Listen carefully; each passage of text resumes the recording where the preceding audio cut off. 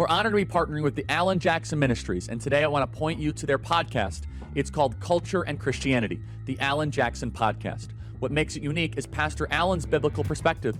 He takes the truth from the Bible and applies it to issues that we're facing today: gender confusion, abortion, immigration, Doge, Trump, and the White House, issues in the church. He doesn't just discuss the problems. In every episode, he gives practical things we can do to make a difference. His guests have incredible expertise and powerful testimonies. Each episode will make you recognize the power of your faith and how God can use your life to impact our world today. The Culture and Christianity podcast is informative and encouraging. You could find it on YouTube, Spotify, or wherever you get your podcasts. Be sure to subscribe so you don't miss any episodes. Alan Jackson Ministries is working hard to bring biblical truth back into our culture. You can find the Culture and Christianity podcast, sermons, and other thought-provoking teachings on our Pastor Alan's YouTube channel at Alan Jackson Ministries.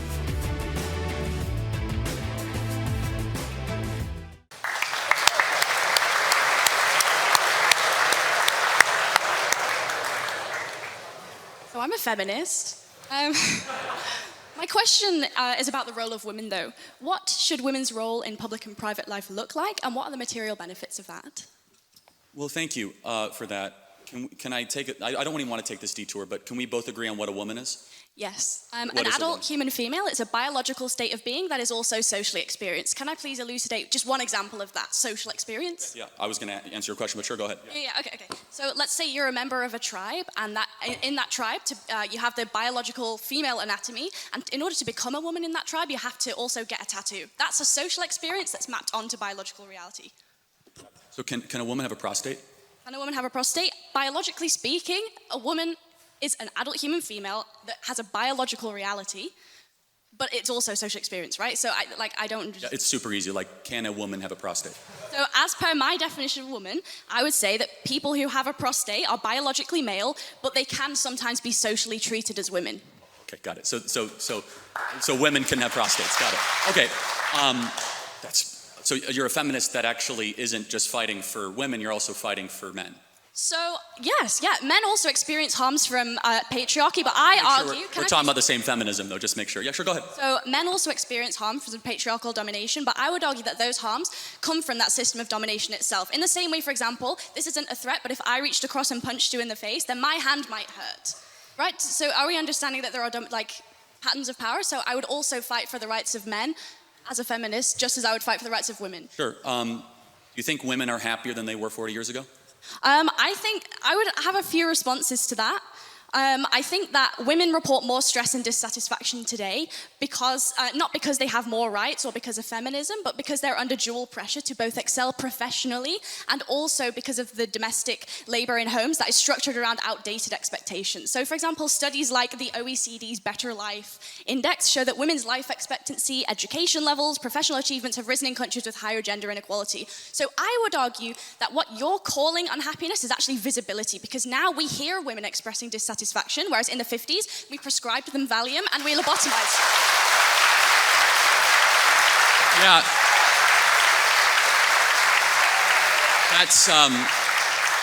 That's really rich. I didn't know women not to complain 50 years ago. That's funny. We've always been hold on a second. Why are suicide rates going up more for women?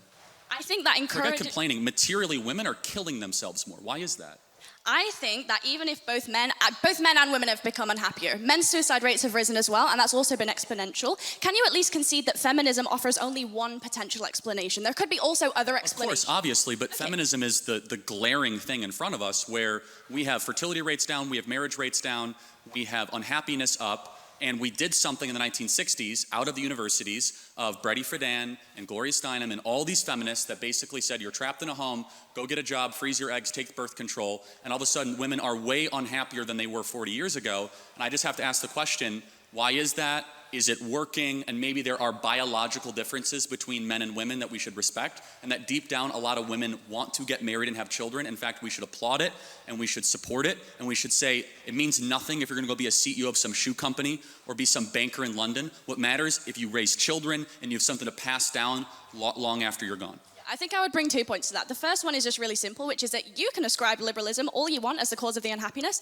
I would argue something else. I would say that it's certain economic policy that has very little to do with the social acceptance of alternative lifestyles. I would say that we can recognize that income inequality across a vast swathe of Western countries has increased, which causes all kinds of social ills, a lack of social cohesion, housing price growth doesn't correspond with wage growth, monopolies increasingly become kind of emboldened to interfere with politics, and monopolies don't prioritize social health either. I think that those offer more compelling reasons for a decline in happiness than an increase in freedoms, because just one more thing, on an intuitive basis, generally speaking, people want more freedom, not less. Okay, so if that's true, why is it, do you agree that the happiest women of the West are married with kids? I would have to look into it, but Every I think there are certain study shows, right? there are certain and studies objectively, that we know that, right? The women with kids are not the ones tearing down statues, right? They're the ones that actually have obligations. Does tearing down statues correspond to some kind of smiles per capita data set that I wasn't aware of? Again, it's like, it's a little bit of a one-liner. The happy and the grateful. The happy and the grateful usually don't go burn down Wendy's in their spare time, of which we saw in our country all throughout a single summer. But as a side note, you would agree, objectively, study after study, survey after survey, that the women of the West that are married and have children, especially a lot of children, are far happier than even the ones that earn more money correlated at the same age.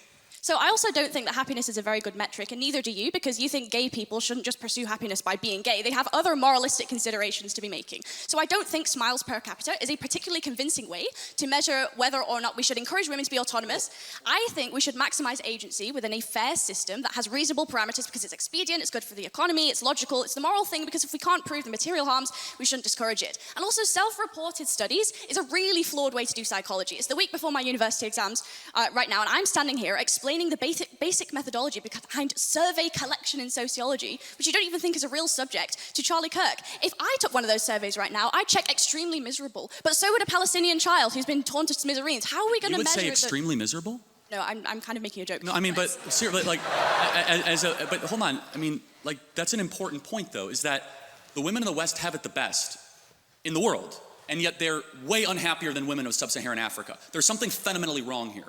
Because the women of sub-Saharan Africa have something that a lot of women in the West do not have. The women in the West have cats and they have good jobs, and the women of sub-Saharan Africa, they have a belief in the divine and they have kids. And maybe there's a biological undercurrent that is keeping a lot of women from realizing their full potential. And so without reading your phone and just, like, connecting. I'm not really reading my phone. Well, it's fine. Sure, then you can answer without it. Fair enough. Would you agree that it's a good thing that more women get married and have children in the West?